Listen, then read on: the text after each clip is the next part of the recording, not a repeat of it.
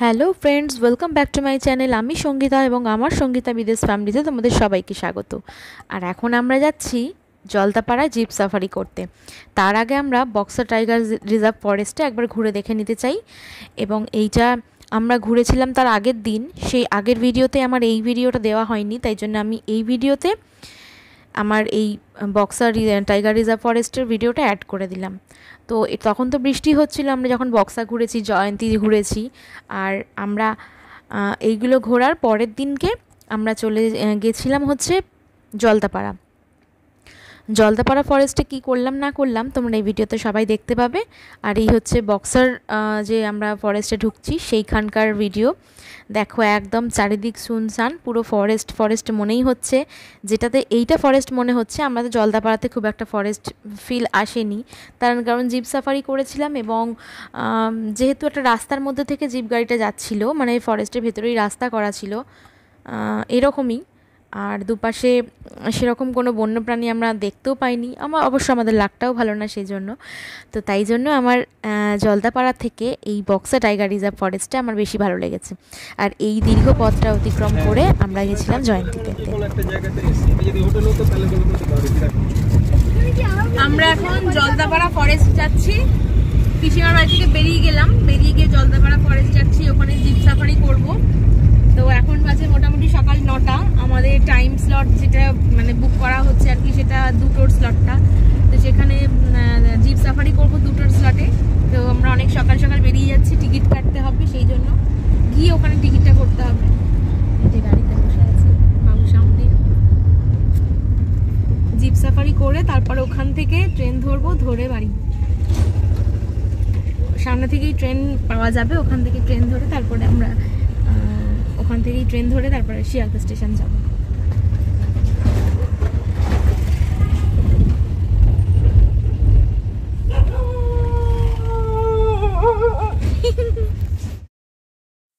আমরা এখন মাদারিহাটে চলে এসেছি।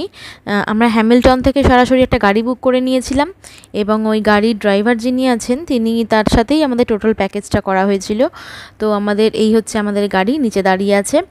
আর যেহেতু আমরা 2টোর স্লট বুক করেছিলাম আমরা সাফারিটা করব বলে, তো সেই জন্য আমাদের সকাল 10টার মধ্যে টিকিটটা করতে হবে আর কি। তো সেই জন্য সকাল 10টার মধ্যে এখানে পৌঁছাতে হবে। আর সেই জন্যে 10টা থেকে 2টো পর্যন্ত কি করব, তাই জন্য আমরা একটা হোটেল নিয়েছিলাম এই 2-3 ঘন্টার জন্য রেস্ট নেব। তো এই হচ্ছে 2-3 ঘন্টার জন্যেই সেই রুম। খুব বেশি ভালো রুম নয়, মোটামুটি খারাপও না। তো মিডিয়াম স্ট্যান্ডার্ডে একটা রুম নিলাম, যাতে আমরা এখানে স্নান টান করতে পারি, ফ্রেশ হতে পারি, একটু রেস্টও নেব সেই জন্য। এই হচ্ছে বেড আর এই হচ্ছে ব্যালকনি থেকে বাইরের দৃশ্যটা খুবই সুন্দর। আর এই হচ্ছে রোদ, একদম আলো ঝলমল করছে চারিদিকটা। সামনে একটা বড় মাঠ আছে, আর মাদারিহাট একটা ওই পাশের একটা স্কুলও আছে। ওই যে সাদা বিল্ডিংটা, ওটা হচ্ছে স্কুল। আর এখান থেকেই অপোজিটের রাস্তাটা থেকেই সাফারিটা করা যায়। তো বিদেশ এই সময় নেই, ও গেছে মানে খোঁজখবর নিতে, বুকিংটা কিভাবে করবে, যেটা করতে অনলাইনে যে বুকটা করতে হবে সেটার জন্য গেছে। আর আমরা ততক্ষণ রেস্ট নিচ্ছিলাম। তারপরে একদম লাঞ্চ সেরে নিলাম। লাঞ্চ টাঞ্চ সেরে আমরা এখন চলে এসেছি যেখানে একদম মানে জলদাপাড়ার সাফারিটা যেখান থেকে করব সেই গেটের সামনেই, ফরেস্টের গেটের সামনে।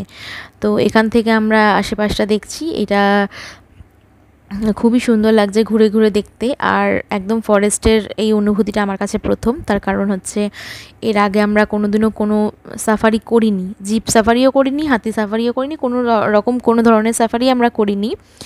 তো এই হচ্ছে প্রথম। তো ভেতরে যেহেতু বন্য প্রাণী দেখার একটা আগ্রহ আছেই, তো সেই জন্য আমাদের খুবই ভালো লাগছে। ভেতর একটা অন্যরকম ভয়ও কাজ করছে যে জঙ্গলের ভেতর যাব, কোনো প্রাণী তো আক্রমণ করবে কিনা সেটার কোনো অভিজ্ঞতা নেই, সেটা নিয়ে একটু ভয় লাগছে। তো সবাইকে জিজ্ঞাসাবাদ করে সবাই বলেছে না, কোনো প্রবলেম নেই, খুবই সেফটিভাবে সাফারিটা করানো হয় এবং প্রচুর জিপ যায় এখানে, জিপগুলো সব সামনাসামনি দাঁড় করানো। আমরা একটু দেখছি আর কি আশেপাশটা ঘুরে, যে কোন কোন জিপে কিভাবে নেওয়া হয়। একটা জিপে 6 জন করে বসানো হয়। আর এরকম জিপের পেছন দিকটা এরকম পুরো খোলা, মানে কোনো রকম কোনো বন্ধ নয় আর কি, হুড খোলা যেটা বলে সেরকম জিপ। আর আমরা এই যে সাফারি করতে বেরিয়েও পড়েছি, আমাদের সব প্রসেস ডান, এবং আমরা জিপে উঠে পড়েছি এবং আমাদের সাথে আর একটা ফ্যামিলিও আছে। তো আমরা সবাই মিলে এখন সাফারি করতে যাচ্ছি। ভেতরে একটা চাপা উত্তেজনা তো আছেই, ভীষণ ভালো লাগছে। আর আর একটা তাড়াহুড়োও আছে। আমরা 2টো স্লট বুক করেছিলাম, ভোরবেলা স্লটটা পাইনি।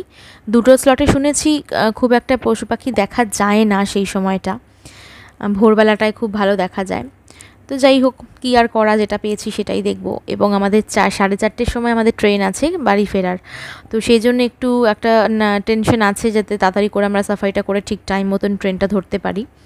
তো যাই হোক, ওদের সাফারির টাইম হচ্ছে 2টো থেকে 3:30, আর ট্রেন হচ্ছে 4:30, মানে 1 ঘন্টা হাতে তবুও সময় পাবো আমরা। 1 ঘন্টার মধ্যে, স্টেশন খুবই কাছে, 5 মিনিটের রাস্তা। তো আশা করছি আমাদের সব প্ল্যান মাফিকই হবে, দেখা যাক। আর এই আমরা সাফারি করতে চলে এসেছি, মানে আমরা প্রায় ফরেস্টে ঢুকে পড়েছি। বারবার আমি একই কথা বলছি, আমরা সাফারি করতে চলে এসেছি। তো এটা আমাদের লাইফে ফার্স্ট টাইম একটা এক্সপিরিয়েন্স, খুবই মজাদার, খুবই ভালো লেগেছে। এরপর নেক্সট টাইম ভাবছিলাম হাতি সাফারি করব, মানে অন্য দিন আর কি। আজকে এইটাই। তো আমরা চলে এসেছি এবং চারিদিকে একদম তীক্ষ্ণ দৃষ্টিতে তাকিয়ে আছি আমরা সবাই, যাতে কোথায় কোনো একটা মানে যে কোনো একটা জন্তু দেখলেই বা যে কোনো প্রাণী দেখলেই আমরা মানে খুব ভালোভাবে সেটাকে দেখতে পারি আর কি। এই দাঁড়াও দাঁড়াও দাঁড়াও, আমি তো দেখতে পেয়ে গাড়ি থামিয়ে দিয়েছি। এই একটা ময়ূর দেখতে পেয়েছি, ফার্স্ট টাইম একটা এরকম ময়ূর, মানে দেখে মনটা খুবই আনন্দে ভরে গেল। তার কারণ হচ্ছে এরকম খোলা ময়ূর আমরা চিড়িয়াখানায় দেখেছি, খাঁচার মধ্যে বন্ধ, কিন্তু এরকম রাস্তার মধ্যে, রাস্তার দুপাশে ময়ূরে ছড়াছড়ি, এটাই প্রথমবারই দেখলাম। তো এটা দেখে ভীষণ ভালো লাগছে এবং আরও পাখি টাখি দেখার আশায় আমরা এগিয়ে চলেছি। যে ময়ূরটা অনেকক্ষণ দাঁড়িয়ে ছবি টবি তোলা হলো এবং দেখলাম। এবার এখানে জলদাপাড়া ফরেস্টের চারিদিকে প্রচুর ময়ূর, অনেক ময়ূর তোমরা দেখতে পাবে যারা আসবে এখানে। তো আশা করি এই ব্লগটা সবার ভালো লাগবে, সবাই দেখতে থাকো।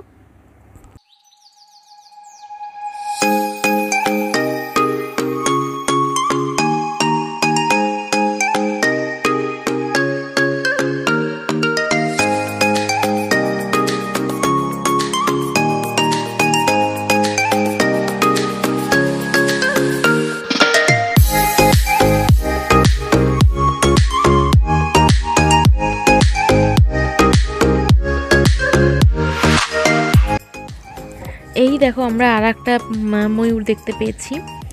তো এটাও পথের দুপাশে এরকম ময়ূরগুলো ঘুরে ঘুরে বেড়ায়, পেখম তোলে। এটা একটু আগে পেখম তুলেছিল, তো আমি ক্যামেরাটা অন করতে করতেই পেখমটা আবার নামিয়ে নিয়েছে, ব্যাড লাগ। আর এই হচ্ছে জলদাপাড়া ফরেস্টের রাস্তাটা সোজা চলে গেছে, খুবই আকর্ষণীয় কিন্তু রাস্তাটা আমার কাছে। আর দুপাশে এরকম ফরেস্ট, তো দুপাশেই এরকম ময়ূরগুলো ঘুরে ঘুরে বেড়াচ্ছিল। আর এখানে আমরা গাড়িতে সবাই মিলে খুব যত্ন সহকারে দেখছি। তো দেখতে দেখতে অনেকটা ডিপে চলে আসছি। আর এনারা হচ্ছে আমাদের জিপের সাথী, মানে একটা জিপে যেহেতু 6 জন করে, তো সেই জন্য ওদের একটা ফ্যামিলি, আমরা 3 জন, আমাদের একটা ফ্যামিলি, 2টো ফ্যামিলি একটা জিপে। তো আমরা এখন নেমে চলেছি, যেটা ফেমাস একটা বাংলো, হলং বাংলো। তো হলং বাংলোর সামনে আমরা আছি। এখানে নাকি বাইসন দেখতে পেয়েছেন আমাদের যিনি ড্রাইভার ছিলেন জিপের তিনি, এবং আমাদের যিনি গাইড ছিলেন তিনিও। তো তাদের দৃষ্টি হচ্ছে খুবই প্রখর, তারা এক দৃষ্টিতে মানে কীভাবে যে জানতে পারছে যেখানে বাইসন আছে, দূর থেকে দেখেই বলে দিল যে বাইসন আছে, নামুন দেখতে পাবেন। তো এই হচ্ছে যে জায়গাটায় আমরা নামছি, এই দূরে দেখা যাচ্ছে বাইসনটা। তো হেঁটে হেঁটে অনেকটা যেতে হচ্ছে। আর এইটা হচ্ছে Hollong bungalow, famous Hollong bungalow, যেখানে রাত্রে থাকা যায়। এই যে জলদাপাড়া ন্যাশনাল পার্ক লেখা আছে, এবং তার সামনে এই বাংলোটা হচ্ছে হলং বাংলো, যেখানে অনলাইন বুক করে অনেক আগে থেকে বহু আগে থেকে বুক করলে তবে নাকি বাংলোটা পাওয়া যায়। এবং এখানে এই রাত্রে এই বাংলোতে থাকলে এখানে অনেক পশু পাখি দেখা যায়। তো যাই হোক, এইবার তো আর হলো না, পরের বার চেষ্টা করব হলং বাংলো থাকার। আর এই যে দূরে বাইসন দাঁড়িয়ে আছে, আমরা একটাই দেখতে পেয়েছি, এবং ফেরার পথে 3টে বাইসন ছিল, কিন্তু তখন আমাদের ড্রাইভার আর নামায়নি, যে না, একটা স্পটে 2বার করে নামানো যাবে না। আর এইখানে আর একটা ময়ূর দেখা যাচ্ছে দূরে। ময়ূর আমরা প্রচুর দেখেছি এবং টুকটাক অনেক পাখিও অনেক দেখেছি। তো যাই হোক, বাইসন দেখে আবার আমরা গাড়িতে উঠে পড়লাম। আর এই দেখো হাতি, মানে অনেক অনেকক্ষণ অপেক্ষা করার পর একটা বড় সড়ো জন্তু দেখা গেল। জন্তু না, বড় সড়ো এক ধরনের প্রাণী দেখা গেল। তো যাই হোক, এই হাতিটা অবশ্য জঙ্গলি হাতি নয়, এনাদেরই যে সাফারি করানো হয় বা ট্রেনিং দেওয়া হয় ভেতরে, তো সেই হাতি পোষ মানানো আর কি। তো যাই হোক, হাতিটা পোষ মানানোই হোক আর জঙ্গলি হাতিই হোক, তো হাতি দেখে শান্তি যে না, ফরেস্টে এসেছি যখন, একটা ছাড়া এরকম জলে স্নান করছে, নিজের মনে খেলা করছে, সেরকম তো এক ধরনের প্রাণী দেখতে পেলাম আমরা, তাতেই খুশি। তো এই হাতির সামনে থেকে যাচ্ছি, আর নিচে দেখুন একটা ছোট্ট নদীর ওপর থেকে আমাদের জিপটা যাচ্ছে। এত সুন্দর লাগছে আর এত সুন্দর একটা ফিলিংস আসছে যে কি বলবো। আমার খুবই খুবই ভালো লাগছে। হাতিটা নিজের মনে খেলা করছে, দুটো হাতি, এই পাশে আর একটা আছে। তো যাই হোক, এখানে দুটো আছে দেখা যাচ্ছে। ওনারা তো হাতিগুলো তো আমার ক্যামেরা দেখেই বিভিন্ন ধরনের পোজ দিচ্ছে, এমন মনে হচ্ছে শুয়ে পড়ে হেসে খেলে ওদের মানে খুব ভালো ভালো পোজ দিচ্ছে, আমার সেটা মনে হচ্ছে ক্যামেরাতে দেখে। আর এখানে আমরা হাতি দেখতে দেখতে চলে গেলাম আরও অন্য কিছু দেখার উদ্দেশ্যে, কিন্তু ব্যাড লাক, আমরা সেরকম কিছুই দেখতে পাইনি। হরিণ দেখেছি, অনেকে হরিণ সামনে থেকে দেখতে পায়, আমরা অনেক দূর থেকে হরিণ দেখেছি, মানে না দেখার মতনই। গন্ডার দেখতে চেয়েছিলাম, সেটাও পাইনি। অবশ্য গন্ডার এসেছে, শুনেছি যে গন্ডার আসছে, কিন্তু আমরা দেখতে দেখতেই চিনি চলে গেছিলো। তো যাই হোক, ফরেস্টটাই না হয় তোমরাও আমার সাথে দেখো, এবং এই ভিডিওগুলো তোমাদের সাথে শেয়ার করতে পেরে আমার খুব ভালো লাগে। তো পশু পাখি আমরা যা দেখছি সেটা তো তোমরা দেখছোই, তার সাথে সাথে ফরেস্টটাও দেখে নাও।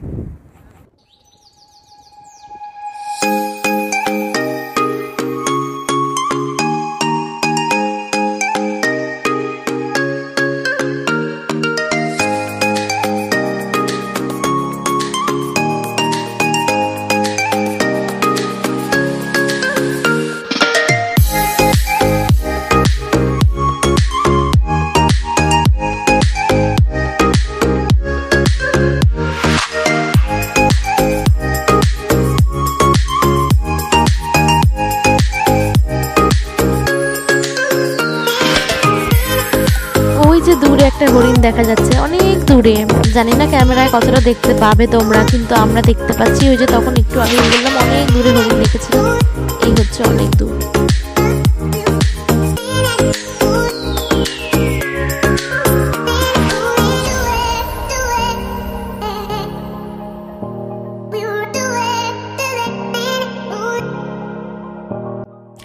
এখন আমরা এসেছি একটা ওয়াচ টাওয়ারে, একদম মনে হয় ফরেস্টের অনেকটা দূর যাওয়ার পর একটা ওয়াচ টাওয়ারে ওঠানো হয়। তো সেখান থেকে যা দেখা যাবে আর কি, চাক্ষুষ দূর দূরান্ত পর্যন্ত সেখান থেকে দেখে নিতে পারো। যার ভাগ্য ভালো থাকবে সে অনেক কিছুই দেখতে পাবে। আমাদের যেহেতু ভাগ্য খুব একটা ভালো নয়, আমরা সেই জন্য কিছুই দেখতে পারিনি এই টাওয়ারের ওপর উঠেও। এবং এখানে প্রচুর লোক, অনেক যতগুলো জিপ গিয়েছিল, প্রায় 25-30টার মতন জিপের যত মানুষ আছে সবাইকেই নামানো হয় এখানে। তো সবাই মিলে এখানে ওয়াচ টাওয়ারে উঠে মানে বেশ পিকনিক। এই যে দেখো, প্রচুর মানুষ, প্রচুর পুলিশ, অনেকে এনসিসি যারা করে তারাও কোথা থেকে এসছে জানি না, তারাও গাড়ি টাড়ি নিয়ে এখানে এসেছিল। প্রচুর মানুষ, সবাই মিলে উঠছি, নামছি, যাচ্ছি, মানে একটা পিকনিক ভাব লাগছে। ফরেস্ট বলে সেরকম কোনো ফিলই হয়নি এখানটায় এসে। প্রথমেই বললাম যে এর থেকে আমাদের বক্সাটা অনেক ভালো লেগেছে। তো যাই হোক, দেখতে থাকো। আমরা জঙ্গল সাফারি করে চলে এসেছি, এসে এবার এখন মাদারিহাট স্টেশনে আছি। এটা মাদারিহাট স্টেশন, এখান থেকে কাঞ্চনকন্যা ধরবো, ধরে শিয়ালদা স্টেশনে যাব। এখন মোটামুটি 4:10 বাজে, বিকেলই হয়ে গেল প্রায়। এই হচ্ছে স্টেশন, আমরা বসে আছি, ট্রেনের জন্য ওয়েট করছি। একদম ফাঁকা স্টেশন, আর এর চারিদিকে ওই পাশটায় পুরো এই ফরেস্ট, পুরো মানে জলদাপাড়া ফরেস্ট রেঞ্জটা একদম এখান থেকে পড়ে যাচ্ছে পুরো।